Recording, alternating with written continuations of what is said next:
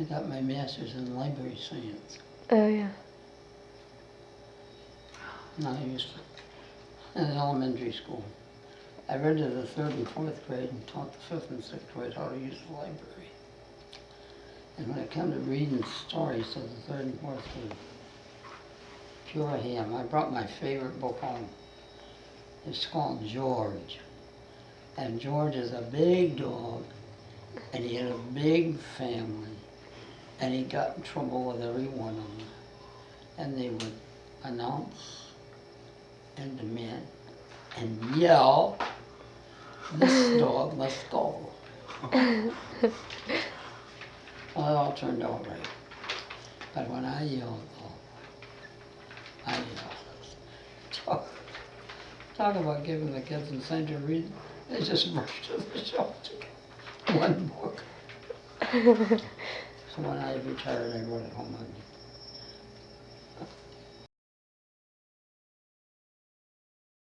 Was George.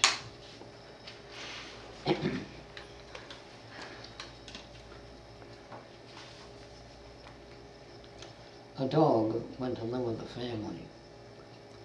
They did not go out and buy him. He was not a gift from a friend. They did not find him. He found them and moved in. And he was a big dog.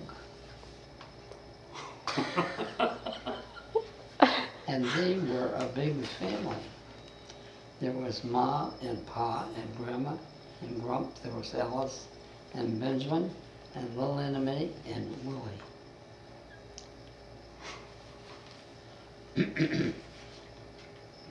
They were also a very busy family. Oh, goodness.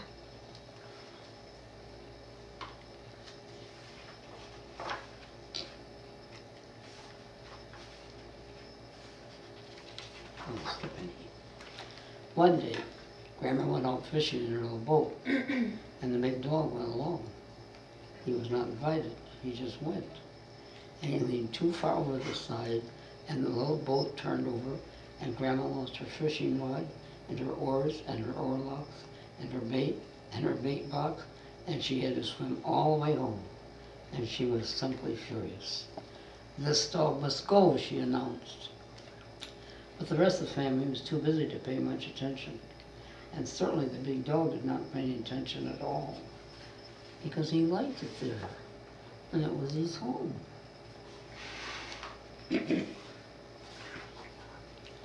That evening, Grump read in the newspaper that there was to be many special big bargain sales in the stores over far away town. The next morning he got up very early and put on his best suit and jumped into his little car and drove all the many miles to the faraway town. Just when he arrived there and had the little car neatly parked, he heard a snoozing sound, and he turned around, and there was the big dog asleep on the back seat. He had not been invited. He just went. Grump couldn't leave him locked in the car all day, and he could not take him into the stores. All he could do was turn around and drive the long way home, and he missed all the special big bargain sales, and he was simply furious. "This dog must go," he demanded. But the rest of the family was too busy to pay much attention. And certainly the big dog did not pay any attention at all, because he liked it there, and it was his home.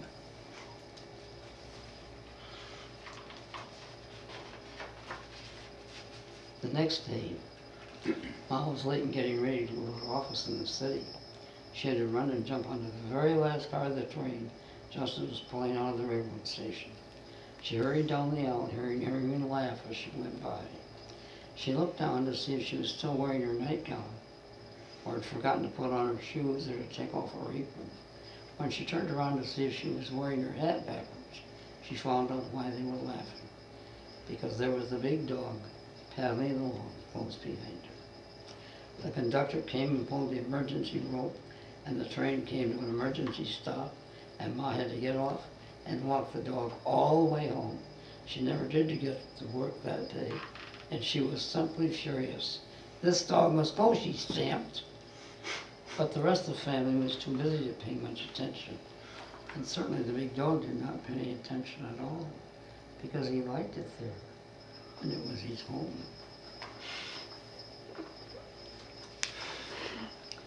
The next day, Pa invited some very important people to come and visit and stay for tea, and they came. And when they were all just standing on the seawall admiring the view, the big dog ran and leaped over them into the water to chase a clam, or possibly a jellyfish, or maybe a mermaid, and they all fell in. Wearing their very best go-to-visit clothes, they all fell in. That was the end of the tea party and the important people. And Pa was simply furious. This dog must go, he stomped. But the rest of the family was too busy to pay much attention.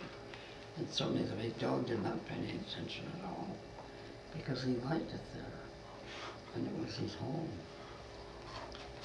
The next day, Alice started out on her paper route, and the big dog tagged along. He was not invited, he just went. She rode on her bicycle up one street and down the next, throwing the folded newspapers onto the porches of the houses on her route as she went by. When she was all finished, she pedaled home with a fine feeling of a hard day's work well done. But when she got there, she found that the big dog had picked up all the papers that she had just delivered and carried them home to his own front door. So she had to gather them all up again and started on her paper route, and she was simply furious. This dog must go, she steamed. But the rest of the family was too busy to pay much attention. And certainly the big dog did not pay attention at all, because he liked it there, and it was his home.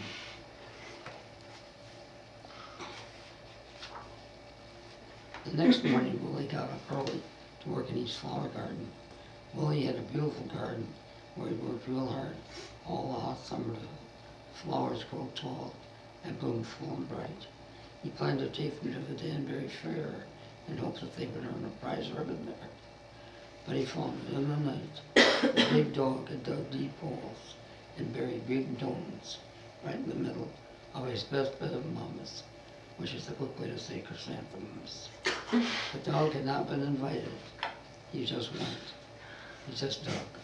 And now the long, strong stems were broken and the bright little buds were squashed. And Willie was simply furious. This dog must go, he cried. But the rest of the family was too busy to pay much attention.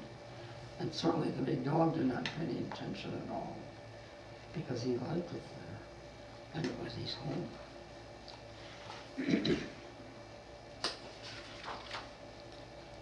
The next day, little Anime went to the corner store.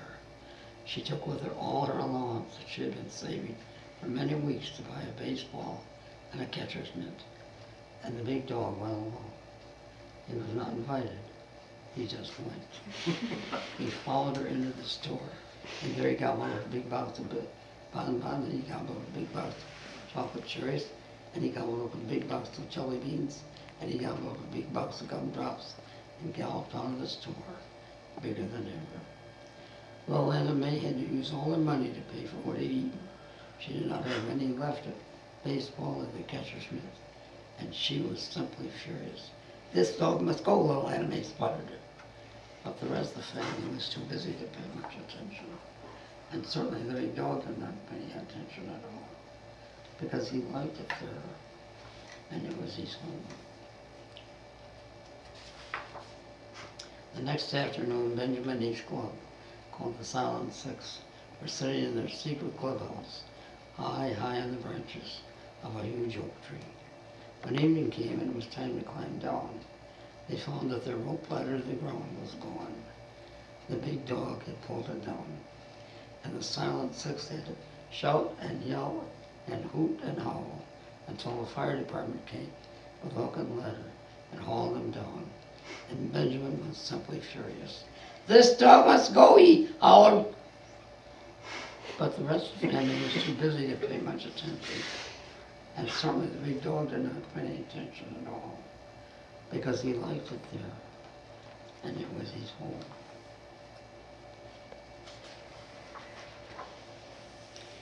And every day the big dog brought home kittens. One by one he carefully carried 6 kittens home from a neighbor's house because he just loved kittens. And every night the mother cat came to collect her kittens, and while she was taking one back to her own home, the big dog was bringing another one to his home. And finally all the mother cat could do was to move in with dog's family too. And she was simply furious.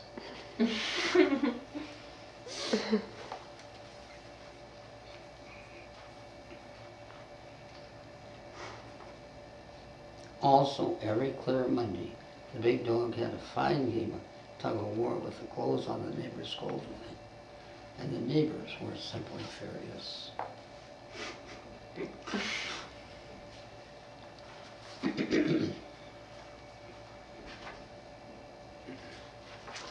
Then, on one very hot summer day, the big dog, nothing happened. The big dog did not tag along after anyone. He did not overturn any rowboat. He did not hide in an automobile. He did not climb aboard a railroad train. He did not push any important people in the water, or any not important people either. He did not bury any bones in the garden. He did not retrieve any newspaper. He did not gobble up anyone's allowance. He did not leave any people of a tree. He did not carry home kittens, or play games with the clothes on the neighbor's clothesline, or play tennis on the town tennis courts. He did not chase the police safety patrol car, or any car at all. He did not do anything, because he was not there. He was gone. And suddenly the big family felt simply lost without him. They got busy and began to look for him. They called, they whistled, they cried. They telephoned the town dog warden and the dog wardens of all the other towns around. They put an ad in the newspaper. They ran up one street and down the next. They rang doorbells, asked of him of everyone they met. They combed the countryside and searched the town. Everyone asked, "What's his name? What's his name?" And then they were ashamed when they had to answer that they'd been just too busy to give him a name. And now they could not find the big dog anymore. He was gone.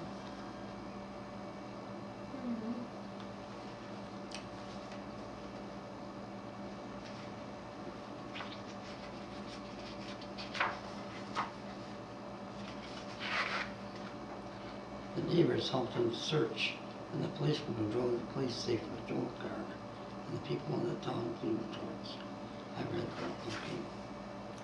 At the end of that very hot day, the big busy family gathered at home to talk over their efforts to find the big lost dog. They talked over what they'd done and what they could do next. The big dog, hearing their voices, woke from his sound sleep and crawled out from underneath the cool back porch where he'd been all day.